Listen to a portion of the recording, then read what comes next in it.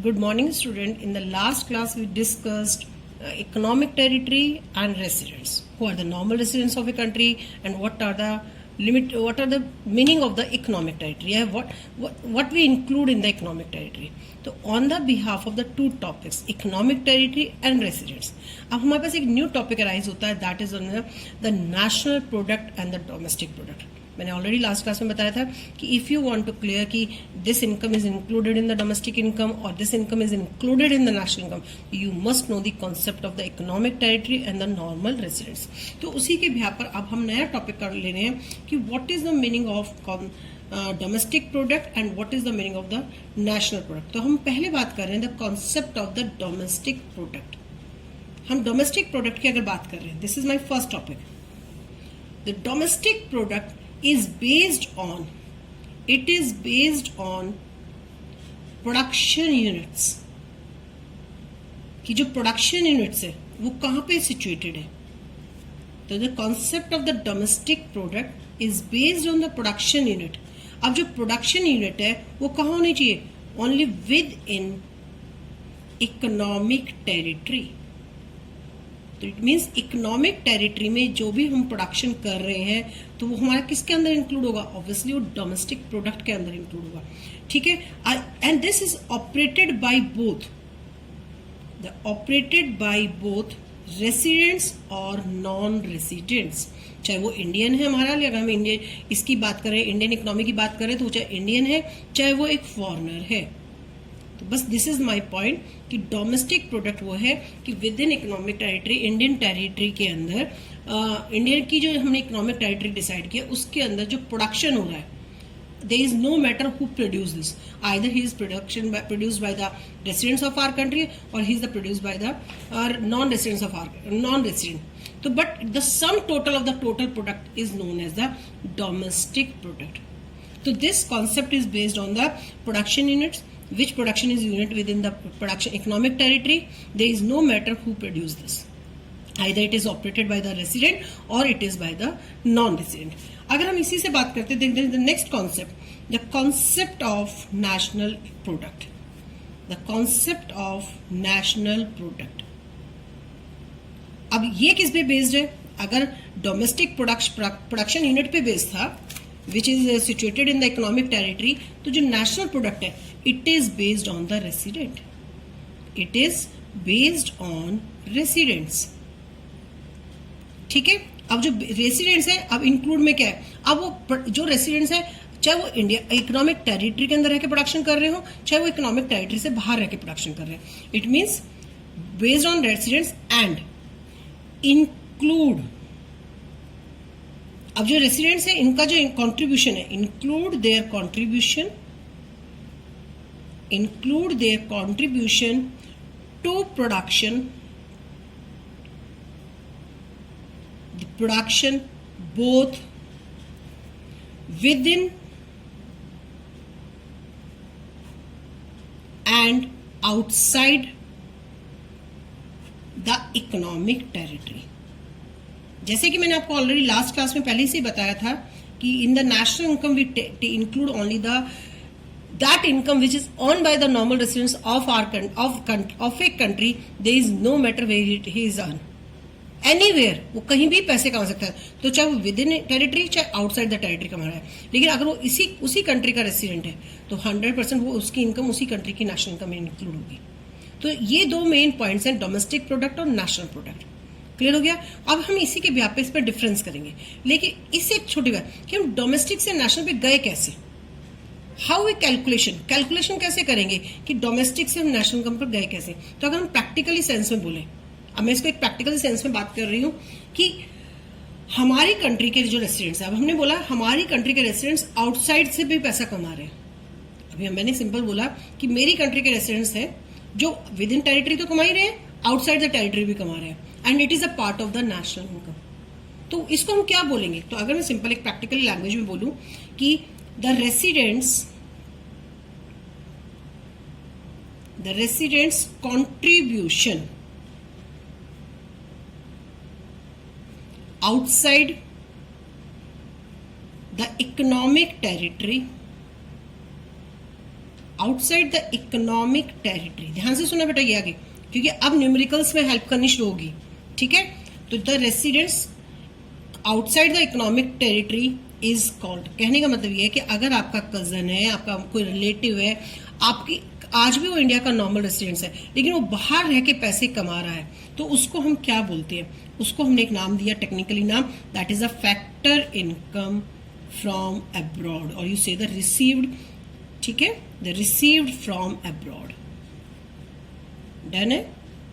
अगर हमारी कंट्री का कोई भी रेसिडेंट है और वो फॉरेन कंट्री में रह के पैसे कमा रहा है, लेकिन वो आज भी मेरी कंट्री के रेसिडेंट में ट्रीट किया जा रहा है, तो that income is always known as a factor income received from abroad. दोबारा से सुन लो, ये आगे आगे हेल्प करेंगे मेरे कि what is the factor income from abroad. तो it is that income which is earn by the residents of a country from outside the economic territory. But same here, अब हमारी कंट्री में भी तो नॉन रेसिडेंट्स रहते हैं, हम उनको भी तो पे कर रहे हैं। अगर आपका कजन फ्रांस में रह के पैसे कमा रहा है, तो कोई भी जर्मन इंडिया में रह के, शायद इंडिया की किसी कंपनी में रह के पैसे कमा रहा है, तो हम उसको क्या कर रहे हैं? लेकिन वो अपनी कंट्री का रेसिडेंट है, वो मेरी कंट्री का रेसिडेंट नहीं है। आज भी मेरी कंट्री के लिए वो आज भी नॉन रेसिडेंट है, बट अपनी कंट्री के लिए तो नॉर्मल रेसिडेंट है। तो उसकी इनकम को क्या बोलेंगे? तो उसकी इनकम को बोलेंगे the non residents contribution, the non residents contribution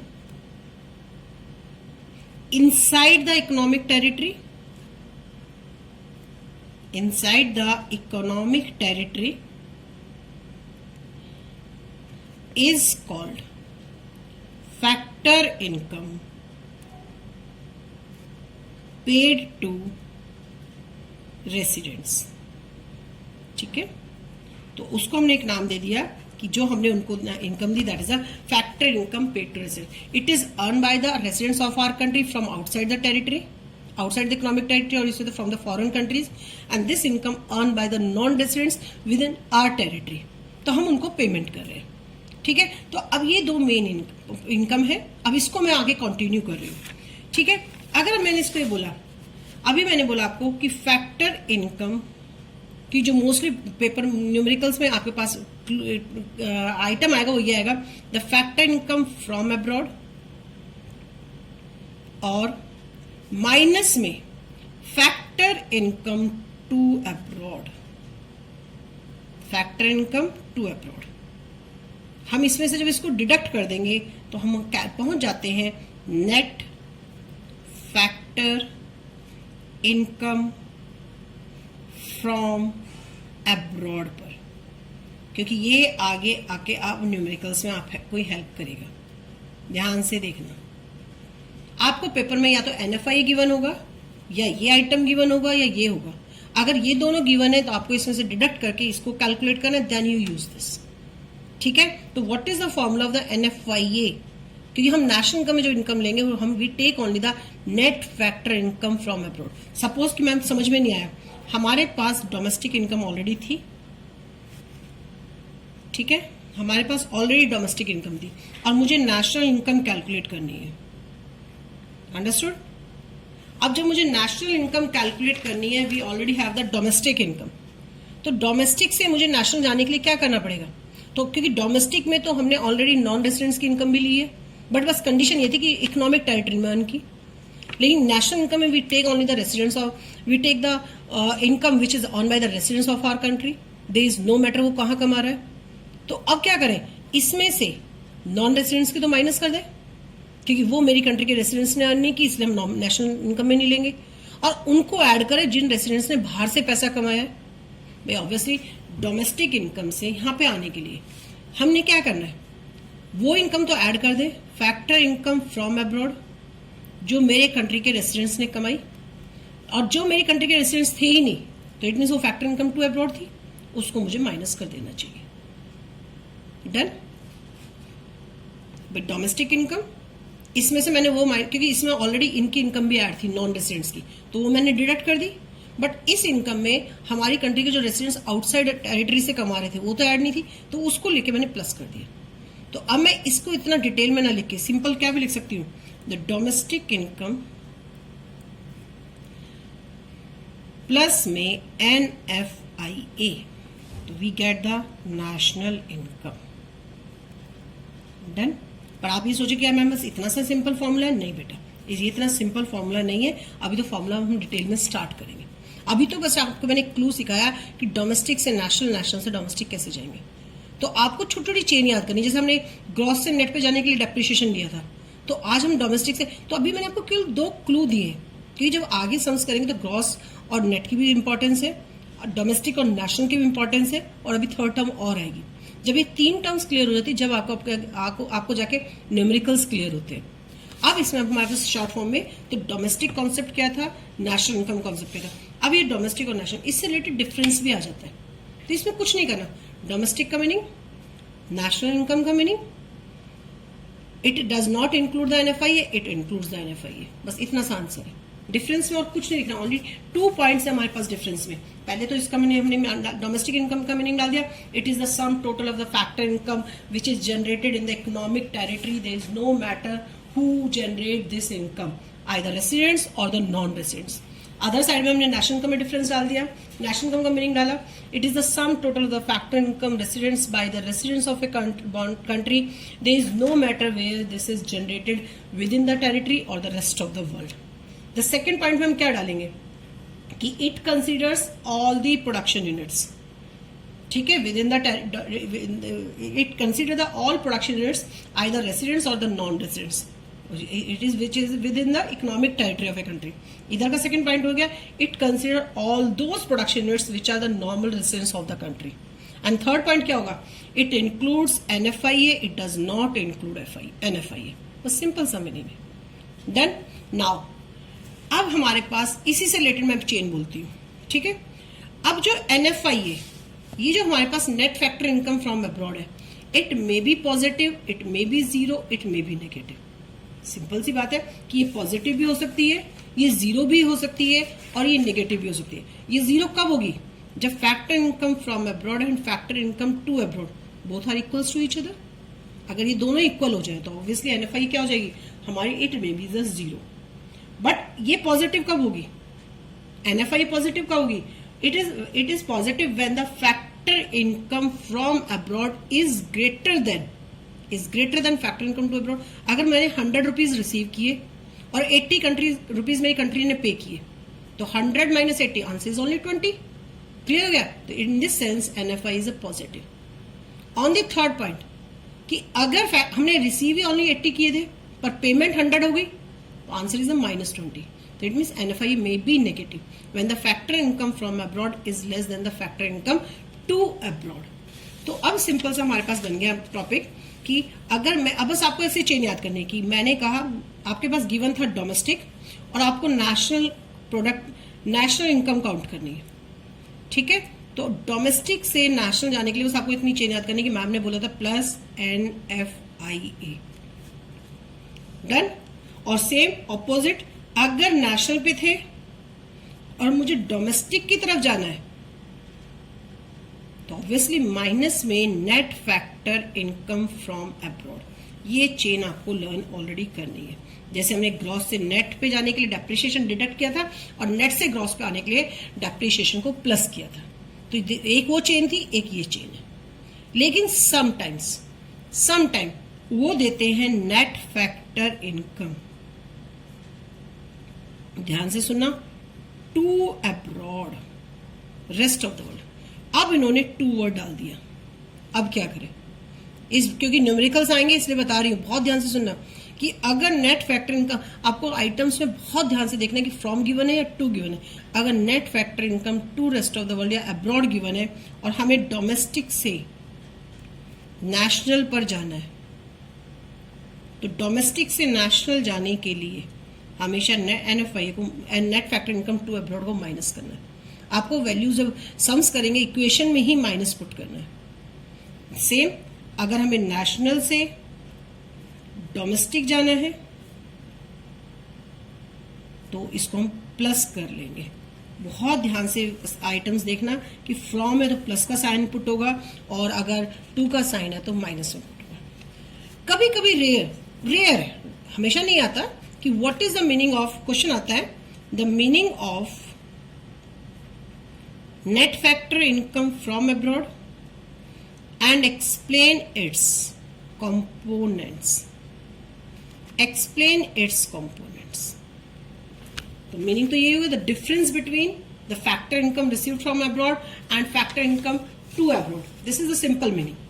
अब कंपोनेंट्स क्या आते हैं? There are the three components. The first one is the net compensation of employee. The net compensation of employees. The second is net income from property and entrepreneurship.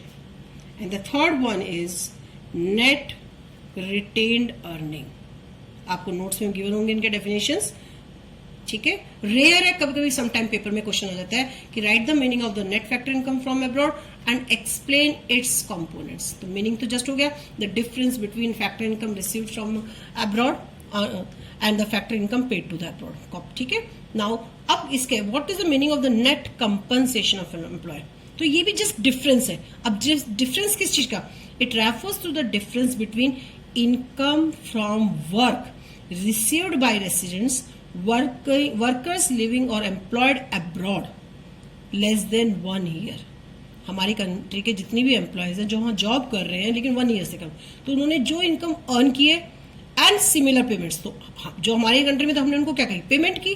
तो जो इन दोनों का difference है, ठीक है, and similar payments made to the non residents workers staying और employed within the domestic territory of the country for less than 1 year. मतलब हमारी कंट्री में जो रेसिडेंट्स हमारी कंट्री में जो नॉन रेसिडेंट्स रह के इनकम अर्न कर रहे थे 1 साल से कम, बिफोर लेस देन 1 ईयर हम बोल रहे हैं इसमें, और हमारी कंट्री के रेसिडेंट्स जो बाहर पैसा अर्न कर रहे थे, जॉब कर रहे थे, तो जो इन दोनों का डिफरेंस है that is the net compensation of employ. The second one is the net retain earning, sorry, net income from the property and the entrepreneurship. It refers to the difference between income from property and entrepreneurship. आज property and entrepreneurship आ गया तो it means rent, wages and rent, interest and dividend. क्योंकि wages हमने first point में ले लिया, तो rent, interest और dividend का difference, ठीक है, जो हमने रिसीव किया और जो हमने पे किया, उन दोनों के डिफरेंस को हमने नाम दे दिया net income from property and the entrepreneurship. The last one is the net retained earning. Net retained earning में the difference between retained earning of the residents companies located abroad and retained earning of the non-resident companies located within the economic territory of the country. ठीक है, तो जितनी भी हमारी country की बाहर companies है उन्होंने जो अर्निंग्स ली और रिटेन अर्निंग, और हमारी कंट्री में नॉन रेसिडेंट्स की जितनी भी कंपनी थी उन्होंने जो रिटेन अर्निंग ली, उन दोनों का जो डिफरेंस है that is a net retain earning. तो ये हमारा टॉपिक था डोमेस्टिक और नेशनल इनकम से रिलेटेड, जो हमें एनएफआई को डिटेल में जानना जरूरी था, क्योंकि हम जब सम्स करेंगे तो we need the NFI concept. Paper में difference between domestic income national income आ सकता है, पेपर में meaning of the NFI and explain its components आ सकता है, पेपर में तो कुछ भी आएगा आपके पास इस टाइप से क्वेश्चन. क्लियर हो गया? नाउ अब come to the next point कि जो नेशनल इनकम है, जो नेशनल टॉपिक है, ये क्या सिंगल एक नेशनल इनकम खत्म हो गया? Only there are the 2 type of the income, domestic income and national income? No. अब इससे रिलेटेड हमारे पास और we have the sum related aggregates of the national income. There are 8 aggregates. Now अब topic है कि national income is an important topic of in the macro economics. अब national income इकलौता टॉपिक नहीं है, it has the related aggregates. तो they are the various aggregates of the national income और इनकी कैलकुलेशन के भी डिफरेंट वेज है. तो अब हमारे जो 8 नेशनल इनकम से रिलेटेड एग्रीगेट्स है, अब हम उनकी बात करते हैं. सपोज करो फर्स्ट एग्रीगेट मैं शॉर्ट फॉर्म में लिखूंगी जी. एक को gross domestic product at market price. अब ध्यान से देखना, अब मैं इसको सबको शॉर्ट फॉर्म में एब्रीविएशन फॉर्म में लिखूंगी. इसको हमने बोला GDP at MP. This is my first. G है या gross, D means domestic product means output, and MP means at the market price. This is my first aggregate. The second aggregate is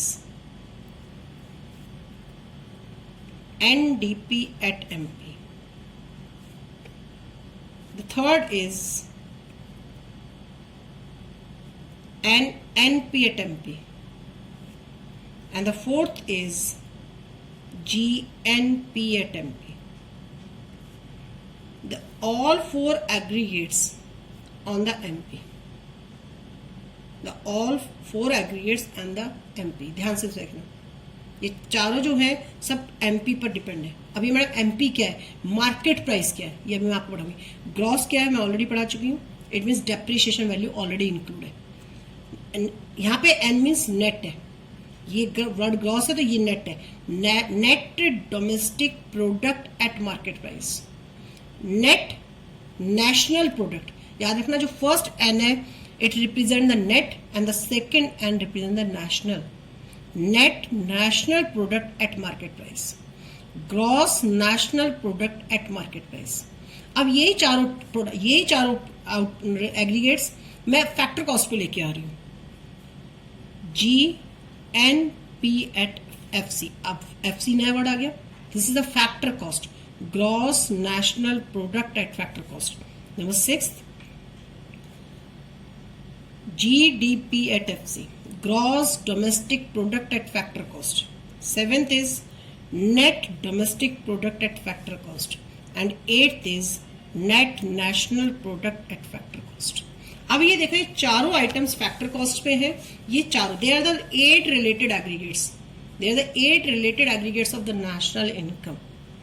the one is gross domestic product at market price, net domestic product at market price, net national product at market price, gross national product at market price, gross national product at factor cost, gross domestic product at factor cost, net domestic product at factor cost and net national product at factor cost.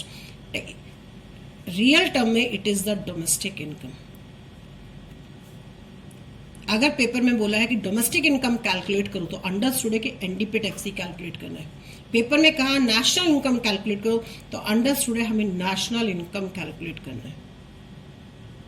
अब हमारे पास gross से net, net से gross, domestic से national, ये chain already हम पढ़ चुके हैं. मैं ऑलरेडी आपको चेन सिखा चुकी हूं कि अगर मुझे ग्रॉस से नेट कैलकुलेट करना है तो मुझे कुछ नहीं करना, डेप्रिसिएशन माइनस करना है. ठीक है. और अगर मुझे नेट से वापस ग्रॉस पे आना है, मुझे नेट से इस आइटम से इस आइटम को कैलकुलेट करना है. अभी मैं आपको फॉर्मूला बनाने सिखाऊंगी. फॉर्मूले बनाने सीखोगे तो बहुत ईजी है कि नेट से ग्रॉस बनाना है तो बस कुछ नहीं करना, नेट की वैल्यू में आपको डेप्रिसिएशन वैल्यू को ऐड कर देना है. Only just plus depreciation. एक चेन आपको ये याद करनी है, first chain. It is the first chain. Second chain just अभी हम पढ़ के हटे हैं, डोमेस्टिक से नेशनल जाने के लिए. अगर ये चेन आपको याद है तो 100% अभी कभी फॉर्मूलाज में मिस्टेक नहीं करेंगे. डोमेस्टिक से नेशनल जाने के लिए भी NFIA को ऐड करना है और नेशनल से डोमेस्टिक जाने के लिए हमें हमेशा NFIA को माइनस करना है. डन. अब वो गिवन होता है जब 2, तो आपको माइंड में सेट करना है कि मैम ने कहा था 2 भी हो सकता है गिवन, तो 2 के केस में this is the second chain. अगर आपको ये 8 की 8 डेफिनेशंस बनानी है या इन 8 के फॉर्मूले बनाने हैं तो आपको इस चेन पे मास्टरी होनी चाहिए. नाउ अब इसमें क्या डिफरेंस है, MP और FC का डिफरेंस है. अब ये मार्केट प्राइस क्या है और ये फैक्टर कॉस्ट क्या है. अगर मैं सिंपल लैंग्वेज में बोलती हूँ कि पहले मैं जस्ट फॉर्मूले की चेन बता देती हूँ, फिर मैं इसमें डिटेल में बता रही हूँ मार्केट प्राइस क्या है, फैक्टर कॉस्ट क्या है. अगर मेरे पास कोई भी आइटम फैक्टर कॉस्ट पे गिवन है तो अब मुझे मार्केट प्राइस पे जाना है तो कुछ नहीं करना, आपको प्लस में नेट इनडायरेक्ट टैक्स लेना है. याद रखना, नेट इनडायरेक्ट टैक्स. और अगर हमें MP से FC की तरफ जाना है तो माइनस में NIT लेना है. नेट इनडायरेक्ट टैक्स को माइनस कर देना है. अब क्या मैडम ये नेट इनडायरेक्ट टैक्स गिवन होगा? मे बी और मे नॉट टू बी. जरूरी नहीं है कि NIT आपके पास डायरेक्टली गिवन हो. NIT जो है इसका फॉर्मूला है इनडायरेक्ट टैक्स माइनस में सब्सिडीज. तो आपके पास इनडायरेक्ट टैक्स की वैल्यू गिवन होगी, आपके पास सब्सिडीज की वैल्यू गिवन होगी. आप इनडायरेक्ट टैक्स में से सब्सिडीज को डिडक्ट करेंगे. Now you easily calculate the NIT. फिर NIT की वैल्यू को यहाँ पे पुट करेंगे, देन आप FC से MP या MP से FCP की तरफ जा सकते हैं. लेकिन अभी भी पॉइंट है कि madam what is the meaning of FC. Factor cost है क्या? फैक्टर कॉस्ट कुछ नहीं है. ये जितना भी प्रोडक्शन मैंने यहाँ लिया है, ये जितना भी प्रोडक्शन फैक्टर कॉस्ट पे है, it means it is just production बनाने में जितना भी हमने पैसा खर्च किया, जो भी हमने किसी भी चीज के प्रोडक्शन में हमने फैक्टर्स यूज किए थे, उन पे जो हमने पेमेंट की in the form of rent, wages, interest and profit, उसका सम टोटल वो फैक्टर कॉस्ट है. Factor cost is nothing, just it is the factor payment made by the production unit to the factor owners.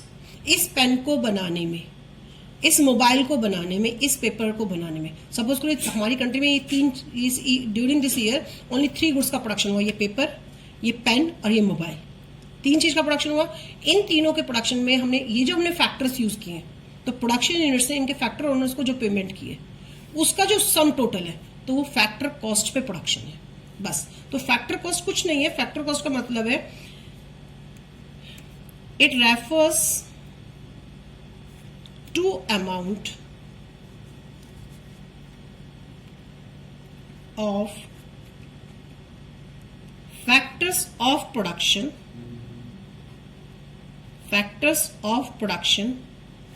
for contribution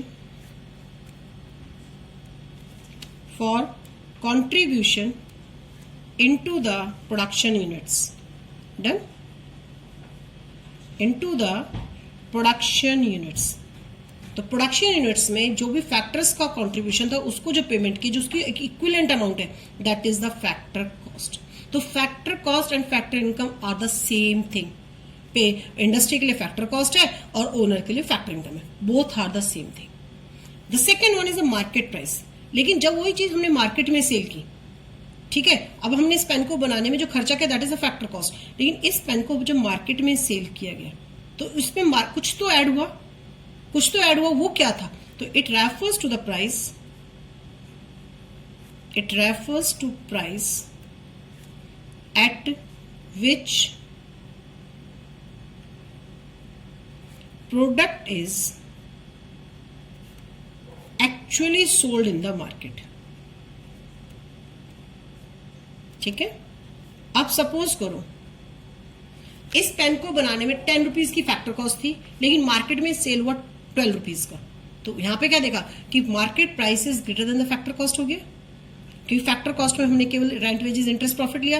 तो factor cost से market price से हुआ. तो 10 से 12 क्यों हो गया? क्योंकि गवर्नमेंट इम्पोज द टैक्सेस. तो गवर्नमेंट ने क्या कर दिया? इस पर टैक्स लगा दिया. डन हो गया. तो अब यहाँ पे हम खाली एक सिंगल एग्जांपल पेन का नहीं ले रहे, हम तो बहुत सारी गुड्स का प्रोडक्शन कर रहे हैं. तो कुछ गुड्स पे गवर्नमेंट टैक्स लगाती है और कुछ गुड्स को गवर्नमेंट सब्सिडीज प्रोवाइड करती है. तो जब गवर्नमेंट सब्सिडीज प्रोवाइड करेगी तो पैसा किसके पास चला जाएगा? गवर्नमेंट प्रोड्यूसर्स को एक फाइनेंशियल असिस्टेंस है हमारे. अब दो वर्ड आते हैं कि इनडायरेक्ट टैक्स एंड सब्सिडीज, क्योंकि यहाँ पे हमारा डिफरेंस लिया है, एनआईटी का डिफरेंस है इनडायरेक्ट टैक्स एंड सब्सिडीज. तो गवर्नमेंट को इनडायरेक्ट टैक्स के रूप में उसने गुड्स पे, जो भी गुड्स प्रोड्यूस हुई थी उन पे टैक्स लगाया, उनसे उनकी मार्केट वैल्यू बढ़ गई. लेकिन कुछ गुड्स पे गवर्नमेंट ने सब्सिडीज प्रोवाइड की, उससे उस गुड की मार्केट वैल्यू क्या हो जाएगी? कम. तो हमें तो इसलिए एनआईटी ही लेना है, ठीक है, क्योंकि आईटी में से सब्सिडीज माइनस करना है. नाउ तो अब इनडायरेक्ट टैक्स वर्ड क्या है? तो इनडायरेक्ट टैक्स वर्ड हो गया हमारा, it refers to those tax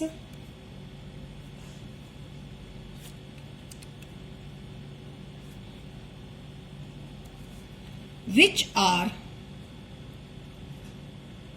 imposed by government on sale of goods and services. जैसे इस पेन पे टैक्स लगा, अगर कंट्री में 100 यूनिट्स प्रोड्यूस हुई तो गवर्नमेंट ने 100 में से 60 यूनिट्स पर, 60 गुड्स पे टैक्स लगा दिया. लेकिन जो 40 गुड्स है उसने उस पर प्रोड्यूसर्स को फाइनेंशियल हेल्प भी दे दी, द सब्सिडीज. ठीक है. तो सब्सिडीज क्या है? It refers to financial assistance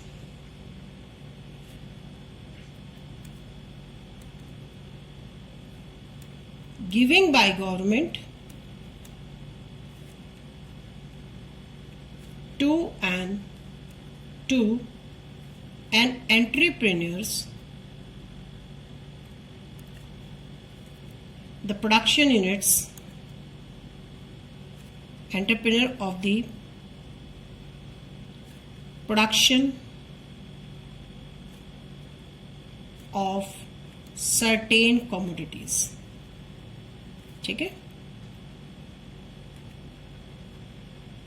तो जो एक्चुअल में हमने जो स्टार्टिंग में करते हैं तो प्रोडक्शन फैक्टर कॉस्ट पे निकलता है।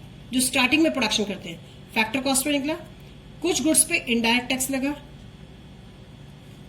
कुछ गुड्स पे सब्सिडीज हुई, तो फैक्टर कॉस्ट, इस पेन पे अगर टैक्स लगा तो इसकी वैल्यू बढ़ गई, 10 रुपए इस पेन की फैक्टर कॉस्ट थी, 2 रुपए इस पर टैक्स लग गया, तो factor cost plus indirect tax तभी मार्केट वैल्यू बनेगी। लेकिन कुछ गुड्स पे हमें सब्सिडीज भी मिलते हैं, तो factor cost plus indirect tax minus में सब्सिडीज,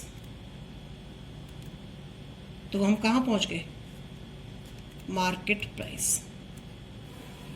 तो बेटर हम इस चेन को ऐसे ना याद करके हम ये कहते हैं कि जितनी गुड्स पे गवर्नमेंट ने टैक्स लगाया उसमें से जितनी गवर्नमेंट को सब्सिडीज के थ्रू पैसा मिला इसमें से इसको डिडक्ट कर दो और सबको फैक्टर कॉस्ट में ऐड कर दो। इट मीन्स फैक्टर कॉस्ट में एनआईटी ऐड कर दो, एनआईटी को कैलकुलेट किया आईटी माइनस सब्सिडीज, तो we get the market price.